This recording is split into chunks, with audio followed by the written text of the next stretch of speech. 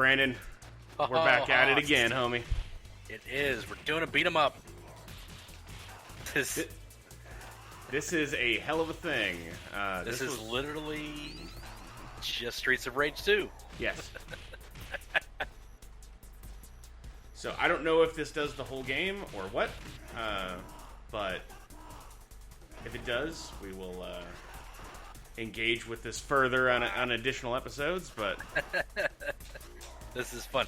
So this is Yakuza. Yes, this is Streets of Kamurocho. This is a game that they made to celebrate the 60th anniversary of Sega. Yeah. And let go. There we go. Yeah, 60th anniversary. Yep. And so this was free. I don't believe that this is available any longer. So sorry, sorry if you didn't get it. But you can watch us play it, and we'll have a good time. Right, so we're just playing remote here. Yep. Each character seems to have Axel's moves. Yeah, I'm Majima and you're Kiryu, but this is pretty much just yeah, it's just Axel. Yeah. All right, I got. I think you've got Blue Flame, and I got kind of purplish, I think. Yeah. Don't ask me colors because I'm bad at them. That's fair. That red-green problem for you. Yep, big time. Christmas, real big problem for me. Christmas, a real big problem. It's all grays. That's why you have no joy in your life. Oh, no. I kid. I've got a sword. You do. Look at that sword. Oh, whoops. Oh, wow. Oh, never mind. I was looking at your life. Okay. Yeah, that giant sword, it did a number on me, man. Yeah. Like, I used my whatever it is that gets rid of the... Are you seeing a glitch? No. Okay. So, for some reason, that cone and that sword, like, kept switching. Like, it does, I think. I think that's just kind of a thing, is that, like, if you pick it up at the right time, it's the cone. If you pick it up the other time, it's the sword. Okay. Whoops. Like, Don't. Yeah, I was trying not to do anything. But, okay. Okay. Come here.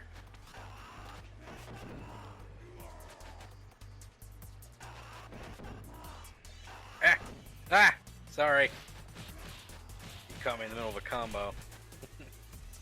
Always trying to keep a Majima down, huh? Always trying to keep...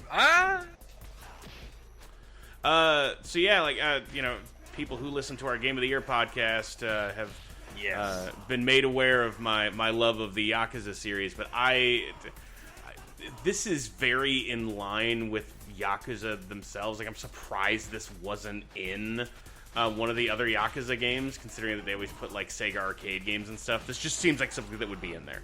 Right. And to give this away as, like, a cool, like, hey, you know, like, Yakuza's kind of on the upswing right now, and it's been foundational to Sega's continued success here lately.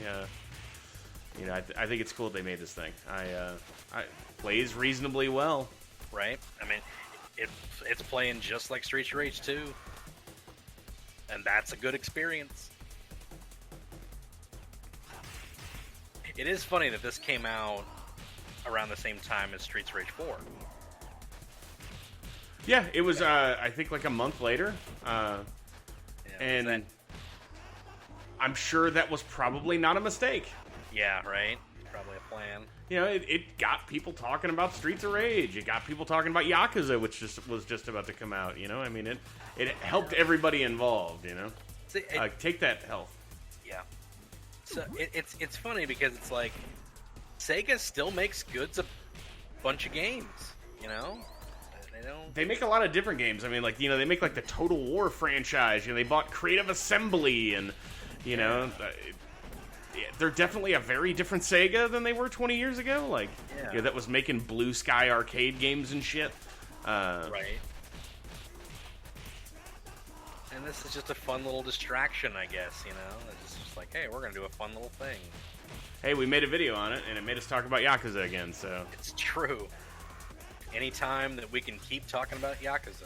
And beating up men. Beating up dudes. In nice suits. You got nice suits on. Look at that guy shaking it up over there. This is a long bar. It's a very long bar. So I'm assuming, like, these bosses are all characters from the game. Well, obviously. Koji Shindo, stuff like that. I've never played a Yakuza. This is the first Yakuza game I've ever played. You know they're all on Game Pass now, right? Yeah, I need to just get Game Pass.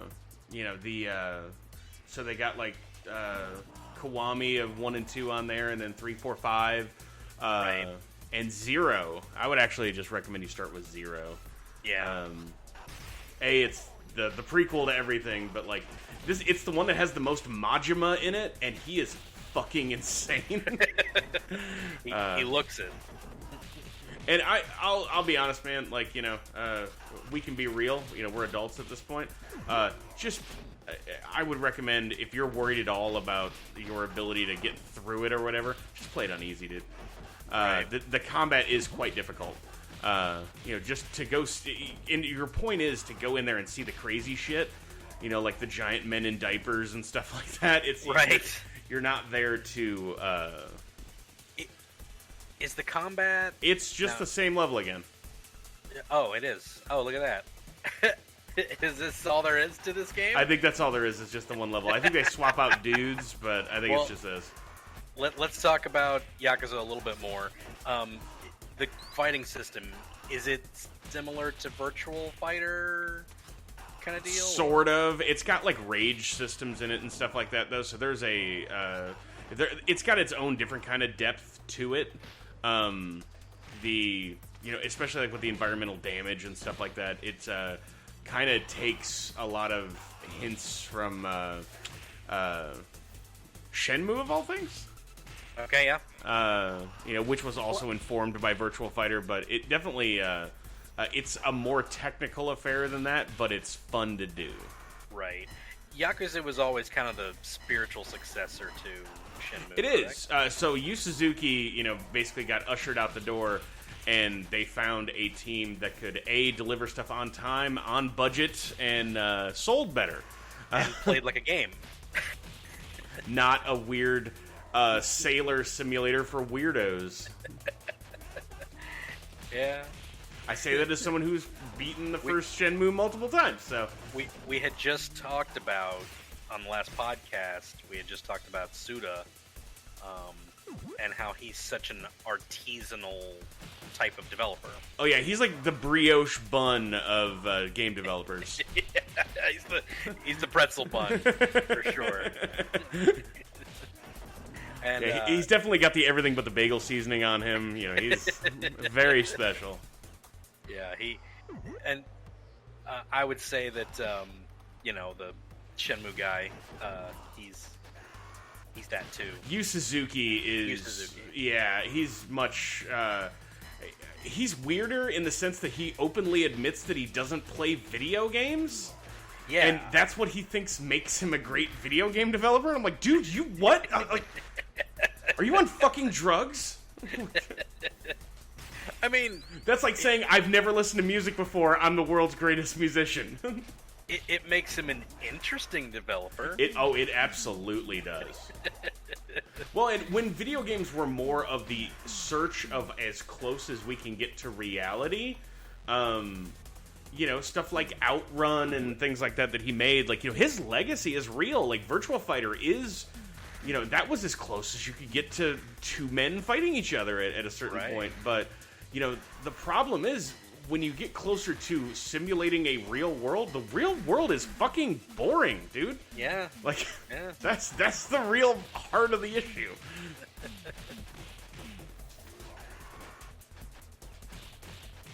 You gotta have cool stuff happen, you know? Well, it's just, and know when, like, you know, just don't make me stand around. Just push to the next day. If nothing's gonna happen until tomorrow, just push to the next day. It's fine. I won't once wonder what happened in the last 12 hours that I wasn't playing the game. I won't even consider it. I mean, there's games that you can do that with, right? I mean, in ways like Animal Crossing. Like the game will continue on even though you're not playing it. Yeah, but I don't wonder what my villagers were doing. That's fair. You know, that's the thing that, you know, is you gotta take into consideration is if nothing quality is going to happen during that time, why does that time exist? Yeah, that's true. Yeah, if it's not gonna contribute to your gameplay, why even have it existing?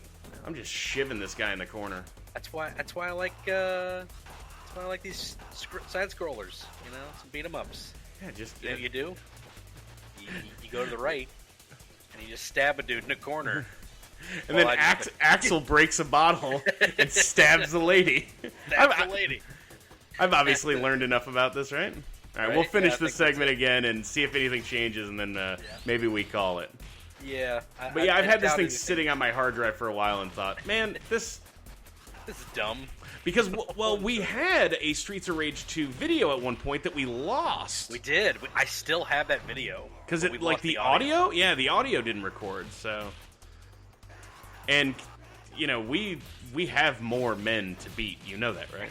It's true. We do have more men. Trust me, I've been looking at a lot of beat them ups, and I've been considering dropping some money on things we can beat up. So yeah, right. Yeah, you know shmup. Like you got shoot 'em ups, and then they would say shmup. There's not one for there's not bups. You know. I don't know, you ever play the game Beat 'em and Eat 'em? Yeah. There you go. Yeah.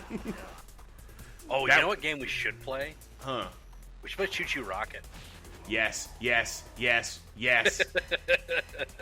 game is amazing. So I have been looking at getting an open source scan converter. So one of two things will happen. Either I will find an emulator of that game that works really well, or I will buy an open source scan converter and we will play it off my Dreamcast. Yeah. That'd be cool. So you have an actual copy of that, right? Oh, yeah. Isn't that an expensive game?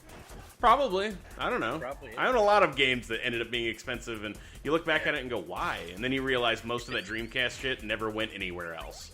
Yeah. It's like, why is, like, Power Stone $200? It's like, man. That, like, other than the PlayStation Portable version that sucked, they never put it anywhere. Yeah. It's just on that. And Power Stone's another good one to play. We should play more Sega games. Sure. More Segas. Get him! Get him! Yeah. Get him, Majima. Show me how to beat him. It's like it's shadowboxing. Get him! Get him!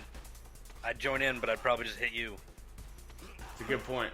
You want it? You want me to tag in? You're in. Yeah, I'll tag in. All right, let's go. Let's go. Come on.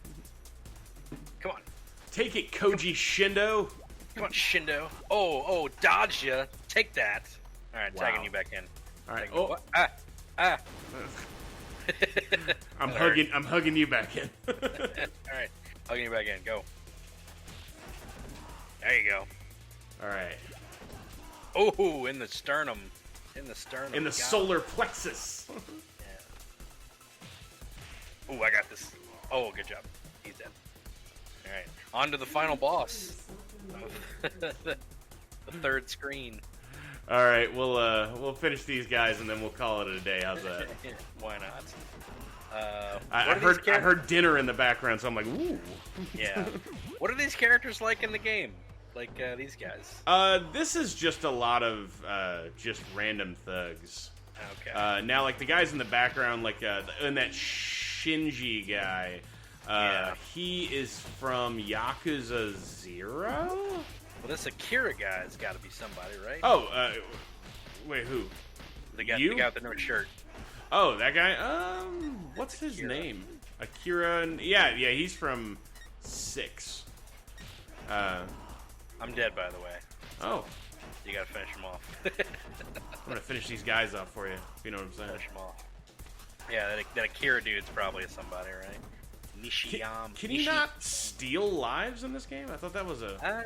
maybe. Whoops. Oh, guess not. It's alright, go ahead. I can hit start. Get him! There you go. Yeah! Right. We'll call that it. Round 2 clear. So that was round 2, technically. And round 3. Round 3, same thing. But cool. Yeah, I appreciate you guys tuning in. Yeah, we'll be back with more content in the future, and me and Brandon will beat up more men. Yeah, beat up men. Woo! Bye, everybody. Bye.